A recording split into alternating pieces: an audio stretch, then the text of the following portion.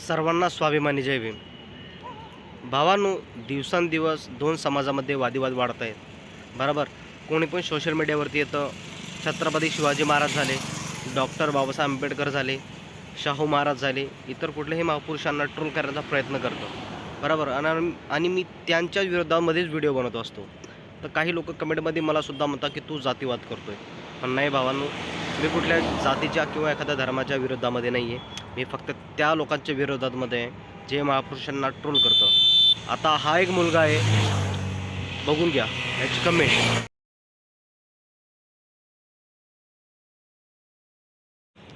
तर बघितले भावानं कमेंट, किती घाण कमेंट आहे. आता ही कमेंट करणारे जे पाटील आहेत यांना शोभत येते काही कमेंट. स्वतःला मराठा म्हणून घेणं, पाटील म्हणून घेणं ही शोभत नाही, मला तरी असं वाटतंय. बरोबर ना. कारण की हा मूर्खपणा आहे. तुम्ही लगेच हे दाखवताय की तुम्ही किती नीच आहेत म्हणून. तुम्ही म्हणजे सर्वच नाही त्याच्यामध्ये, पण हे असे जे कमेंट करणारे हेच म्हणतो मी. कारण की आपले माझे काही मित्रमंडळ आहे मराठा समाजाचे, सुशिक्षित आहेत, चांगले आहेत. डॉक्टर बाबासाहेब आंबेडकर असो किंवा इथले कुठलेही महापुरुष असो, त्यांचा सन्मान करतात, त्यांचा आदर करतात. बरोबर ना. आणि आपली खरंच सांगतो तो लायकीच नाही आहे महापुरुषांना ट्रोल करायची. तर आता या भावांनी घाण पद्धतीची कमेंट केली तर याला तर चोप भेटणारच, हे तर तुम्हाला माहिती आहे. कारण की भीम सैनिक हे जागृत झालेत, आता अगोदरसारखे राहिले नाही आहेत. तर बघा हा व्हिडिओ. माझ्याकडून चुकून कमेंट झाली, माझ्याकडून समाजाच्या पंचबांधवांचं मन दुखलं असं तुम्हाला मोठे मनाने माफ करा. जय भीम.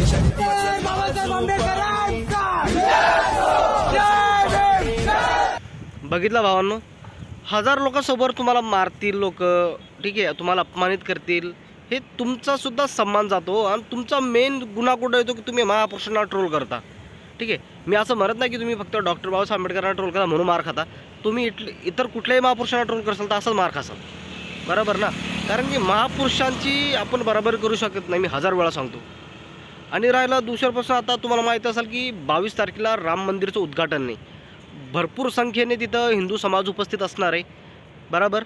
आणि मोदी साहेबसुद्धा सांगतात की घरोघरी दिवे लावू आम्ही.